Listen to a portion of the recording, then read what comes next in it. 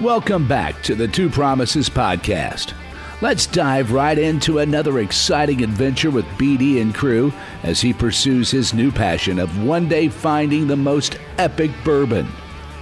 The Two Promises team send their special thanks to Hobie and the Huckleberries for their masterful theme music. So grab a glass, relax, and enjoy responsibly. Baby says she's leaving if I don't stop drinking wine. So I switched to whiskey, now I'm feeling fine. Drinking that smooth, smooth whiskey. No more wine. I like straight bourbon. Baby, you try the ride. Welcome back to another great episode on the Two Promises Podcast. I am super excited to introduce a very special guest. He's a mentor of mine, and he has been involved in so many things. Not only is he a combat veteran with multiple awards to include a Purple Heart from combat wounds, which that history and story in and of itself is quite significant. But beyond that, he has gone on to build a thriving gym business. He's a consultant, keynote speaker, author, and multi-business owner. To include the Warrior Tribe Consulting, a fine jewelry company, and the Clark Initiative, which is a 501c3 dedicated to educating, equipping, and empowering veterans in their entrepreneurial journey. I would like to introduce Chris Warnes and definitely say that I am very grateful for you, and I'm so thankful that our paths have crossed. You've done so many things for me over the past year and a half, and it's been an honor to work with you. Not only have you made big impacts on my life, but also in so many other people's, and your dedication to service and giving back is phenomenal. Having worked with you and your team, I know that each and every one of those members are incredible, and that's a direct reflection of you and your leadership. So I want to thank you again very much for your time and for being on the show. That's quite a compliment. I think the gratitude runs both ways. So thank you for thinking of me and inviting me on to the show. Most importantly, sharing time with you. And I will be jumping at any opportunity to hang out with you. So I appreciate you letting me be here with you. Absolutely. It's a pleasure, and I'm excited to get into our little interview and see what all great things you have to share with our listeners. Yeah. So right now, I know you're very busy. You've got your hands in a lot of things. I mean, just from what we discussed on the intro alone, you're a very, very busy man. And from having injuries and things like that, that can also be a very difficult journey. So I was just kind of curious, would you mind telling our listeners a little bit more about your history, how you came to be at this point? Absolutely. I think it wasn't until I realized I was playing victim around my injuries that everything really started opening up after that. And what I mean is, my excuse for reasons why I couldn't do things was because I was 100% disabled combat veteran with a Purple Heart, right? That's what I would say. And this is better part of 10 years ago. That was my excuse. So I couldn't do this because I'm a 100% disabled veteran. I can't do that because I'm a 100% disabled veteran. That was my jargon. Like, that was my vernacular that would come out of my mouth, and that was my thought process that would come out of my head, right? My head to my mouth. And I didn't realize I was playing victim around it. And, I was in this victim mindset that I couldn't do certain things because of my past or my reality, depending on how you look at it. Once I accepted that I was basically just playing victim, it had me start thinking about framing it differently in the sense of, what can I do? And it really removed that negative connotation and replaced it with, like a powerful or a more empowering thought around why I can do things. And that really, it's kind of weird to say, but it's when one of the worst days of your life ends up being one of the best things that ever happened to you, I think it's all a matter of how we think about it. And the interesting part about it is, before I accepted that I was playing victim around it, I did understand gratitude from my wounds received. I did have gratitude for my life and for my health, and I have all my limbs. I mean, as well as I, guys that get wounded quite often are missing limbs. And, I did find gratitude. That, coupled with accepting everything, really opened up my mind, my body, my soul to basically taking on as much as I decided I wanted to take on, right?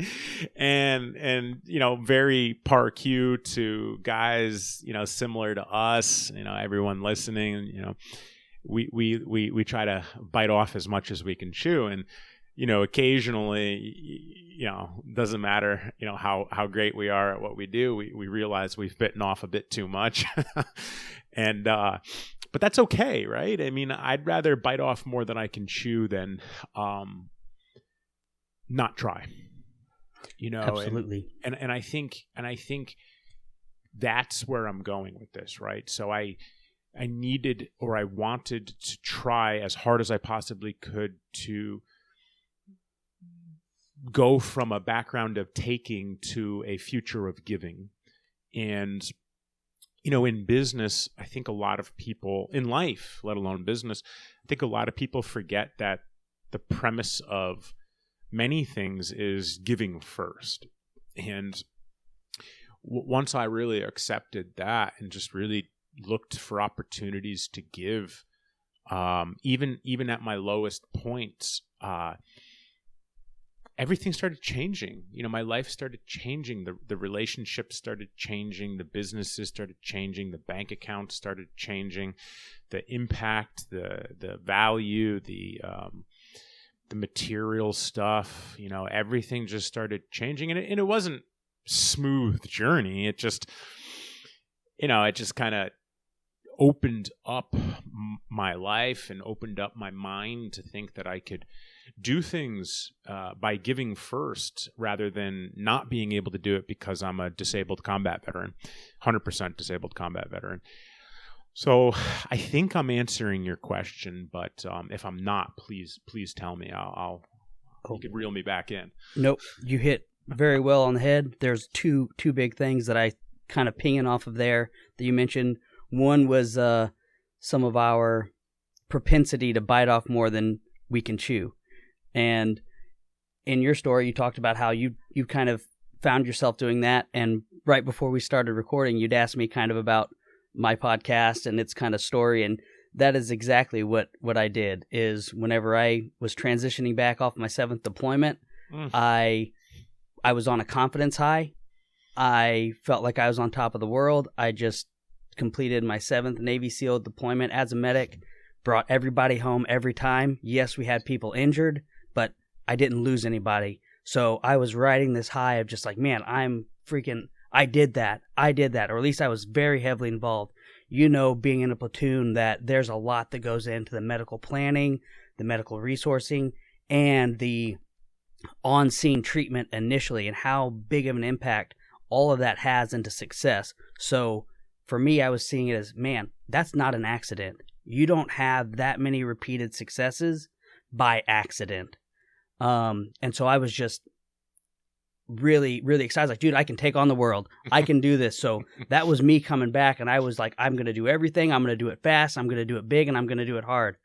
But some of my medical limitations did catch up to me, and I found myself having bitten off more than I could chew, and then I had to kind of dial things back and recognize the reality of where I was. And it wasn't saying that I couldn't go beyond that, but at the time, I did have some medical stuff that really needed to be sorted out. So I took a step back, paused a little bit, cut out the things that were important, but maybe not as necessary or the biggest priority at the time. And I started kind of whittling away at regrowing myself. And really, it was almost a complete reinvention from the ground up. So, man, whenever you said bite off more than you can chew, did that ring home? And you've shared a bit of that journey with me offline, in person and on other calls and so on and so forth. And I've never told you, but it lands like perfectly well with me listening to you, right? So now you got to listen to me say it in my style. And I think what happens is, guys like you and I, specifically you working on teams, we're so used to being almost convinced that we're invincible, and it's reinforced that we're invincible. And we have the support of our team. I'll tell you what, just in a line platoon, Doc is your most valuable asset. Like, everybody takes care of fucking Doc. You know what I mean? I know you know what I mean, but right. You have your whole team supporting you, or extended team or platoon supporting you. And then we get out of the team environment and it's like, whoa, wait a second. I'm only one man, and I'm only human. I'm only one human. I'm only one man. I can only do as much as I can do, and I can only do it as best as I possibly can. And that's not good enough for us. I think where people with our mindsets, where we came from is, well, this isn't to my standard. This isn't good enough. But what we forget is the environment changed, right? It may have not been good enough while we had our teams, or That's team, a very or good platoon, point. or whatever it might be, or company. All in the my support case. and all the things that you can plug into. Yeah, it was so much easier to get those high quality products with less time and effort. And our standards still stay high, but we don't have the support system. Right. And that's where I think where a lot of vets, specifically combat vets, kind of struggle is we still think we're invincible and have these high standards, but we're not in the situation to where we have the support channel, and we struggle there. Guys like you and I are supplementing, adrenaline in combat with biting off more than we can chew, but no support channel when it comes to a team. So, in hindsight, speaking on my experiences, I know that's what happened to me, and it very well may have happened or happened to a lot of people listening, and maybe yourself, right? You just didn't have those resources. Right. Absolutely. That's a very good point, and a way to kind of key in on some of those differences. And I think that's encouraging for people like myself, other people who might be going through this. I understand that the amount of combat veterans is extremely, extremely small percentage, but if even just one person can take something from that and find, oh, okay, yeah, that makes sense. I am being maybe too hard on myself, because sometimes a lot of the negative feedback loop we get into after trauma. So this applies not just to combat vets, but anybody who's gone through traumatic experience, and they're on the road to recovery, they're rebuilding themselves, is that self-talk, like you'd kind of mentioned, being stuck in that victim mentality, being absorbed by, oh, this is my new identity now. I am a 100% disabled combat vet. Yeah. And then they're comparing it to, man, I was at the top of my game. I was freaking the star of star quarterback, high school, whatever. And so they're comparing their current situation with their highlight reel, and like you said, not realizing that a lot of that highlight reel is because you did have a lot of other support helping you get there. You were maybe the star quarterback on the team, but you still had that whole team around you. Yeah. And then whenever you're sitting there trying to fight all these things on your own, now all of a sudden you're seeing that disparity, and you might be kind of getting into that negative self-talk spiral. And another, just to be a little bit, more transparent. Yes, I did have some very legitimate reasons for pausing the podcast, but I absolutely could have gotten back to it sooner. I just didn't. I had different things I was chasing, and sometimes something that I struggle with is kind of what John C. Maxwell describes as the perfection gap.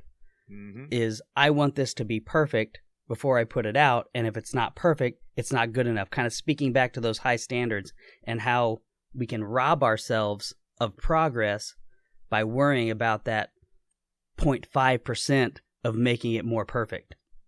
I talk, yes, well said. I talk about this pretty often with my friends, my peers, right? Specifically that are, high performing entrepreneurs.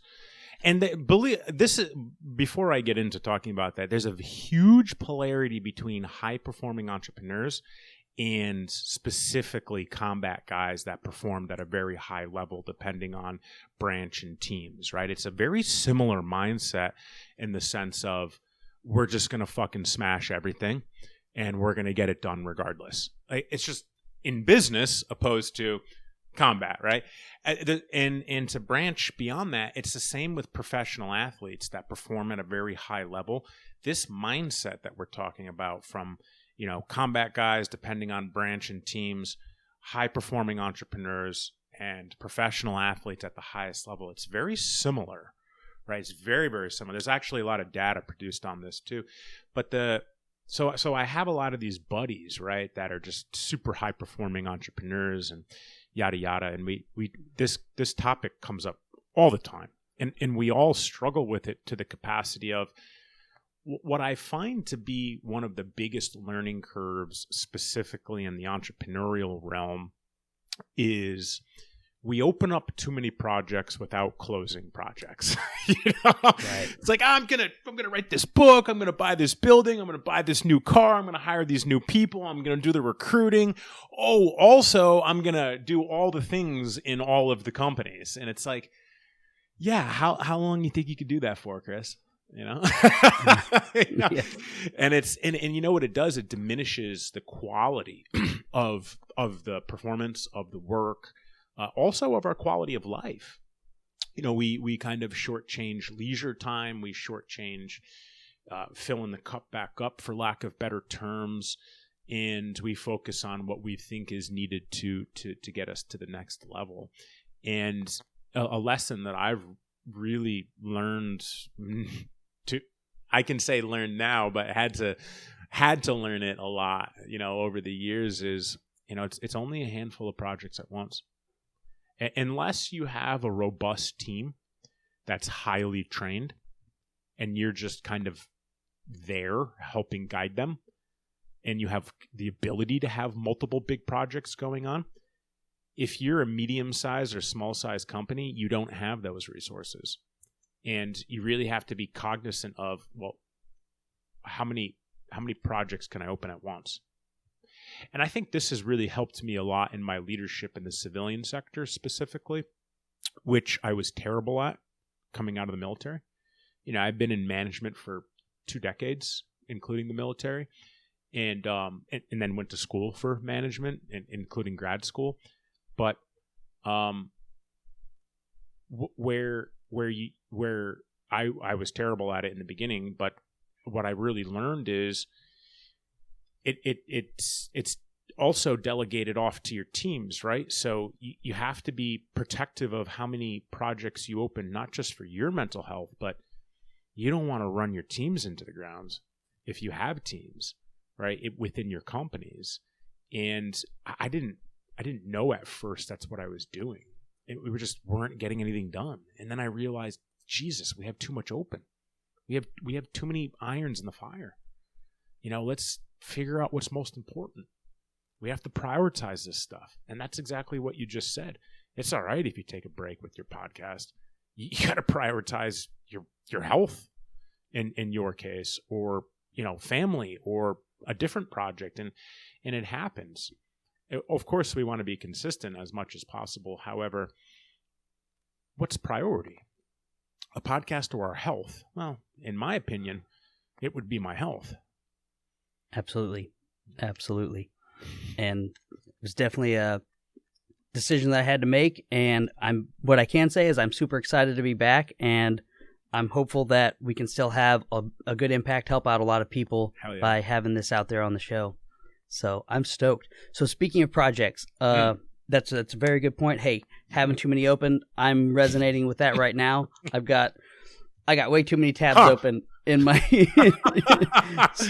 So I'm curious. Do you mind telling us a little bit about some of the projects that you do have ongoing right now? Yeah. I'll tell you about one that's been open for 4 years. Okay. Yeah. Man, I wrote my second book. I finished it in 2021. That's awesome. I wrote it in 2021, and I finished it in 2021. To this date, it's not done. It's not done to be published. It's written, it's edited, it's mostly fine-tuned. This is one of those projects that when it comes down to me prioritizing, it falls by the wayside. It falls by the wayside because it's the second book. It's not the new team member. It's not the building. It's not the inventory. It's not the class. It's not the business. It's not, the health. It's the second book. And I was supposed to release it in December of last year. I was going to release it on Christmas Day. Nice. And then I hit some roadblocks with my publisher. They were missing deadlines, like every deadline, and I had to have that hard conversation. I'm like, hey, we're supposed to launch in 6 weeks. We have no marketing campaign ready. The book's not done. This is what's been coming up. Why don't we extend it a little bit and let's release it on my birthday in May, and let's get this tight. Let's get this tight. Let's just get it done. And I was supposed to be releasing it in May of 2025. However, last month I realized that wasn't going to happen. Last month was January, right? Mm-hmm. January. So fast forward a couple of months to the timeline, right? In January, I had to fire my publisher because they're missing deadlines, and and they're still unresponsive, and so on and so forth. And no harm, no foul. I'm not upset with anyone. It's just, it's an important project, and in business, if you're not hitting your deadlines, like, there's problems. And okay, well, what are the problems? And I addressed the problems on numerous occasions, and they took full responsibility for them on every occasion. However, there was no progress. You know what I mean? Still no change to behavior. Yeah. It's one thing to recognize it. It's another thing to put into action the corrective part of it, right? The corrective action. And I'm not sitting here bad-mouthing. I'm just sitting here, like, talking about the journey, right? The book journey. Like, I've had this book done for longer than some people have been in business. You know what I mean? And it's like, it's a hell of a journey. It's like a little mini business. It just isn't meant to be at this point. I'm not fighting it. I know that everything is in divine timing. Everything is meant to be when it's supposed to be, whether it's good or bad. It's supposed to be happening. You're exactly where you're supposed to be when you're there. Well, the book's not supposed to be out. That's for sure. Because I can sit here, and my character. I can sit here and tell you I've put everything into this, and it's not happening. But look at it this way. I have a big boulder, and I'm pushing it up a mountain. There comes a point where I can't move it anymore. And the commonality is it's the team. I've been through 2 editors and 2 publishers in 4 years, and it's just not lining up. And I know most of it is me. I'm very rigid. I'm very brash. I will not change my tone. I'm self-published. I don't have to change my tone. I'm not going to change it. If I was in a major publishing house, which I talked to, and we discussed moving forward, but they weren't vibing with my tone, It's very difficult to get into a major publishing house too, by the way, like extraordinarily difficult. But even on the self-published level, editors are like, yeah, you probably shouldn't say that about COVID. And I'm like, why? It's the truth. Right. Right. So I'm sure I'm going to run into a lot of a lot of things with mine. But it's like I don't care if people have been deceived. I care that the truth is offered, whether they want to accept it or not. Right. And I'm not going to go down that rabbit hole, but the point being is, I know it's me. I know that I'm very rigid. I know that I'm very brash. I know that my writing style is very direct. And I don't really like to use this example. However, it's very pertinent here. I mean, look at Goggins. I don't compare myself to Goggins. I'm just saying, look at Goggins. He's brash. He's direct. He's straight to the point. He's made $40 million off his first book. God knows how much more off his second. He's self-published. You know what I mean? Right. Like major publishing houses can't touch that guy. I mean, by the way he talks, right? Because major publishing houses control how things are said in the book. Anyways, so props to Goggins, right? Like good for you, man. Like hell of a job, Anyways, so that's one major project that I've had open for many years, and I've struggled, ironically, with leadership being a strong suit. I have struggled with the teams, and that's just the way things go. I'm not going to force it.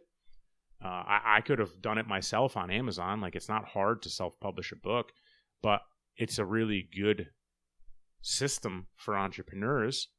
A 300-page system for entrepreneurs on how to do business with an enlightened aspect or mindset. I'm not going to rush it. I'm not going to self-publish it on my own without a proper set of eyes guiding me.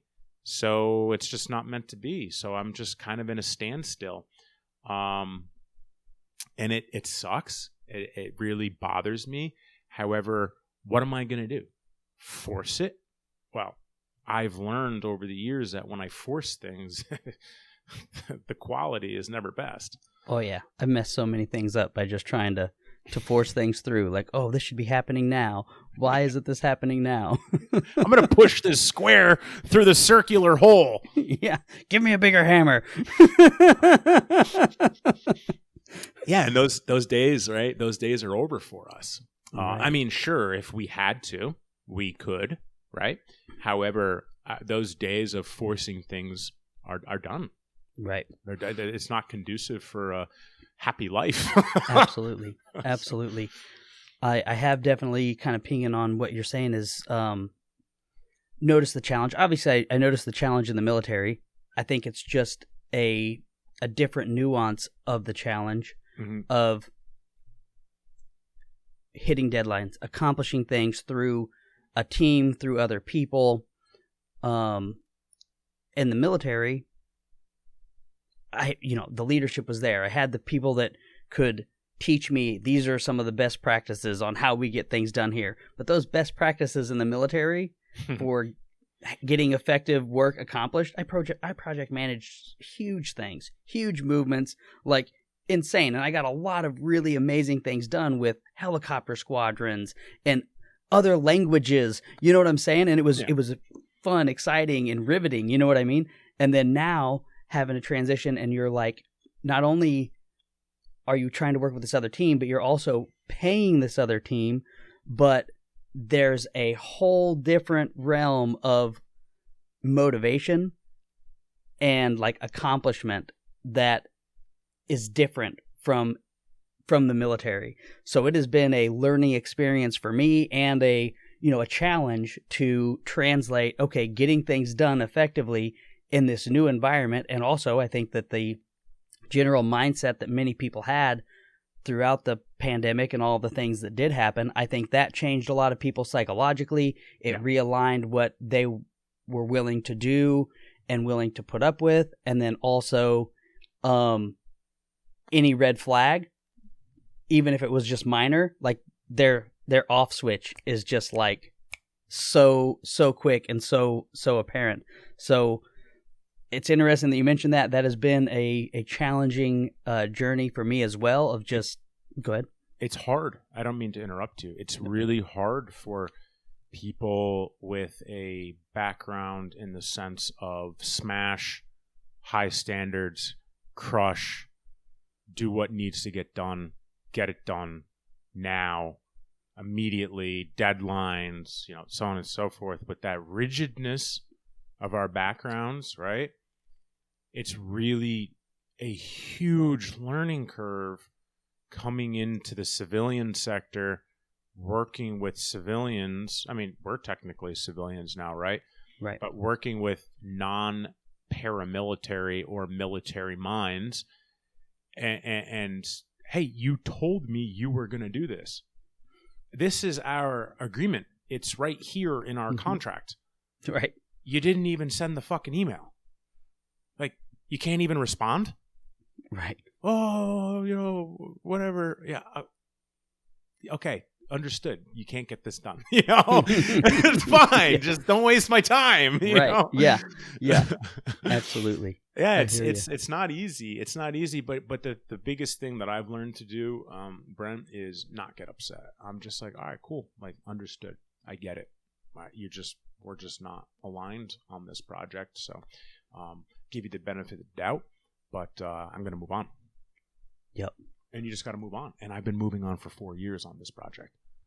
Right. Yeah. Yeah. So, with that kind of, if you don't mind me asking, yeah, please. What is your vision for this? What are you looking to kind of see in the next stages of development of this project in order for you to be more comfortable moving forward with it? Yeah. Great question. So I'm at the stage in my career where, so this is year 16 for me in business. And I'm at the stage in my career where I've had to rebuild a couple of times, but I guess what I'm getting at is, I'm buying back my time. I now have a lot of time for me. I've sacrificed for a decade and a half, built an empire, lost it during COVID, and I shouldn't put limiting beliefs on my speech, and rebuilt an empire, brick by brick. We're doing the foundation of it right now. But what I'm getting at is my teams. I have several teams that I work with, but I mean my team, for lack of better terms, but there's several of them. They understand my vision. They understand our vision. They understand our purpose, and they get it. Get Chris out of the companies. Get him out. He shouldn't be doing anything in the companies. They understand that it's not that I don't want to work. It's that my work is better suited over here. Put me in the room on the camera with the microphone. Let me write my books. Put me on the stage, right? Let me build this retreat center. Like, let me do the stuff that no one else can do. You guys are savages. You guys are well-trained. You're well-led. Go get it. Go get that other stuff. I'm right here to back you up. I'm that guy, like, I'm not in the companies anymore, but I'm right there. What do you need help with? Oh, yeah, that's super easy. Let me show you. I mean, true leadership, right? Yes. But the point that I'm getting at is, I believe this book is so powerful. This system, it's a system. It's a 13 chapter system. This book, for lack of better terms, this system, this manual, right? Mm-hmm. This will land with all the military listeners. This manual, right? Go learn this. What do you want me to do? Read that manual. Fuck. Okay. What TM is it? What FM is it? So it's the CW. Yeah, this is CW, exactly. So, long story short, it's a manual, it's a system on like spiritual capitalism, spiritual entrepreneurship. My style, and I'm just using names. I don't associate with these people. I'm just kind of using the names so people understand. My style is a mix of like Napoleon Hill, Dale Carnegie, and Goggins, right? It's not, I'm not, I'm not Goggins, I'm not Carnegie, I'm not Napoleon Hill, I'm none of them. But my style of teaching is a combination of the greats, right? Right. And I'm not a one-trick pony. I'm not going to just fucking yell at you and tell you to work harder. I'm not. I'm going to teach you how to work harder. I'm going to hand you the fishing pole. I'm going to show you how to fish. And then I'm going to clap for you when you reel in your first fish, but also make fun of you and yell at you when you fuck up. You know? But then encourage that tough love. Yeah, exactly. But then encourage you that it happens. Let's get it done, Mm-hmm. But anyways, long story short, I've read the books, man. I've read not all the business books ever produced, but I've read the books. You know what I mean? My library is extensive. It's right over there. And you've got degrees in it too. So you wrote also on the books. You've digested them and, come up with your own theses and hypotheses off of them. So I'm writing off 5 years of military experience in leadership, two formal degrees in business, undergrad and grad, which is heavy in management and leadership, but also 16 years of entrepreneurship with pretty decent, people would consider pretty decent accomplishments in the business realm. And it's my take on it all, right? It's not like I am regurgitating my MBA program. No, I'm giving my take on how to do spiritual, good, ethical, moral, good-hearted capitalism, business. And given that I've read so much, I would consider myself a well-read person. Like I'm an author. Like I should be well-read, right? You're a soon-to-be author. Like I know you're a well-read person, right? I'm well-read. There's nothing like this. Nothing. I've read all the great books. You know what I mean? Like some of them 4 and 5 times. And it's maybe little nuggets out of the bests, but just with my approach. Right. And, and it has like wild combat stories in there too, I had the conversation with you, so I'll say this. So my introduction to the second book is when F-14s had to drop in and save my life. Right. What? Right. What kind of book opens up with that talks about business? Right. Right. And it doesn't mean I'm better than anyone. It just means that this is the life that I've lived, and this is how I see life. This is how I see mindset. This is how I see business. And also I've had the ability to be selfless enough to be able to help change tens of thousands of people's lives over my career through fitness and business. So it works. Maybe it works for you, but I also understand that it might not work for someone, and that's okay. I don't believe my practice is best. I just know that it works. Right. Does that make sense? Yeah. Yeah. You have your own unique experience that has shaped you up to this point, and not only have you found success in it, and you've also demonstrated that other people can find success in it. So now it's like, okay, cool. Let's just get this out there as widespread as we can, because if it's helped so many other people and me, how many more people can it help? For sure. That's well said. Good 2-sentence follow-up on that. Yeah. No, I'm excited. I can't wait to read it. I really enjoyed your first book. A ton of great nuggets. A lot of it resonated with me, and it helped put a lot of things into perspective. Speaking of I'm grateful for, Well, I'm grateful for you retuning me in to the importance and the value of gratitude and other methods of reinforcing it so that I can make those neural pathways stronger and faster.